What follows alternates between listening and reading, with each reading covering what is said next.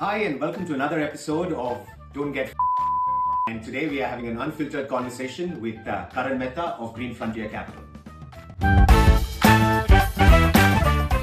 So, Karan, tell us, with a decade that you've seen in the clean tech and the green and climate energy space, what are you seeing the biggest risks that startups and new ventures are facing?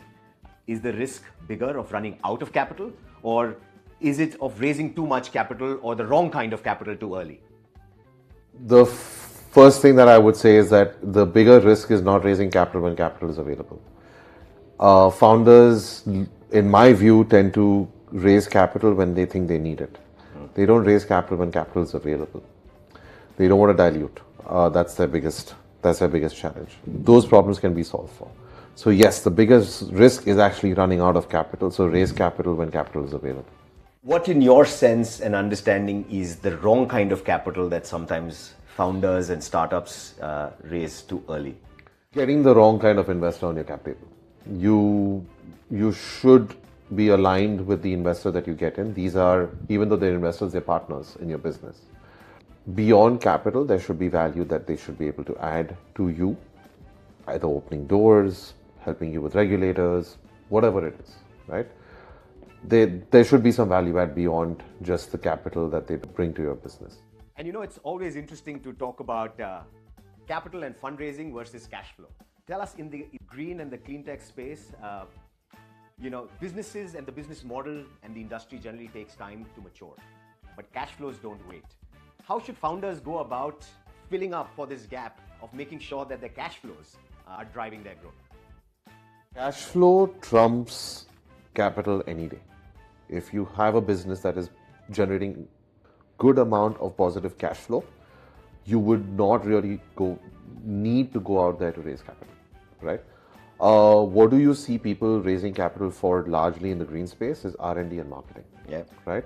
Or your team build up. If you have a business model or a product or a service that is able to generate a high amount of cash flow, you can fund a large part of that requirement yourself as a founder, and equity then is just a top up.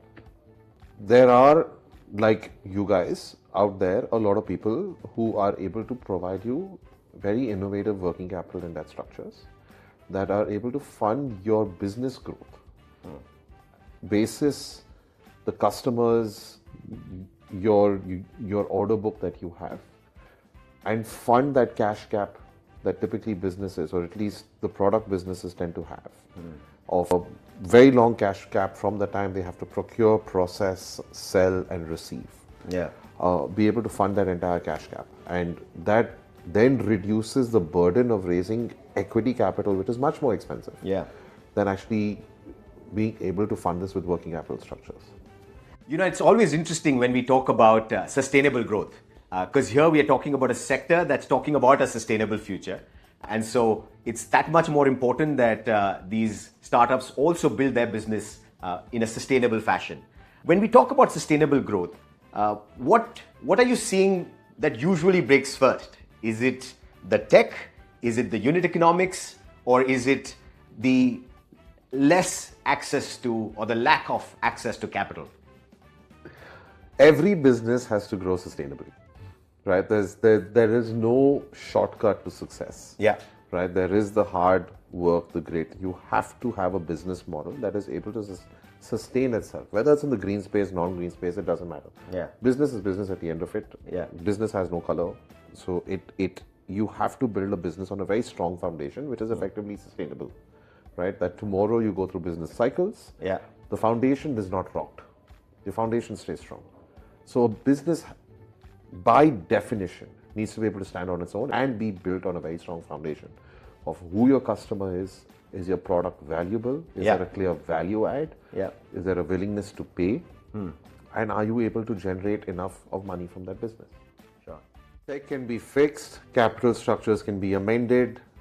If your business failed, it's only because of unit economics. If you don't get the unit economics right, the business will not survive. Okay, perfect. So Karan, here's an interesting one. If you were a founder of a climate and a green startup, what is that one rule? What is that one rule you would want to remember or advise to fellow founders when it comes to about raising capital and raising the right kind of capital? And what are the things that they should not rush into? What should they not rush into? Don't chase headlines. Don't get funded just because your name comes in the paper. I don't like the fact that people actually announce funding newses. I want to see founders start announcing exit newses. How much money have I made from my investors? Put that in the paper. Lovely. Stay under the radar, build your business. Don't chase the fame of what it is to be a startup founder. You've become a startup founder to serve a particular need. You found a gap in the market. Build that out. Prove that, listen, you've been able to make a ton of money for people like around you. I'll give you Infosys as the biggest example. Infosys to me was the most successful startup in India. And what the founders had was a very clear vision that we won't just make money for ourselves. We will make money for everyone stakeholder. For every stakeholder. They made money for their employees. They made money for their shareholders. They made money for their creditors. They made money for everyone. Their customers saw value, so they were able to build a business. Ultimately, it was that. Lovely. So I think, what we are taking away is don't chase headlines, don't chase capital, but choose your own path to growth. And that's what we really like to talk about at Don't Get Funded. Thank you, Karan. Lovely having you.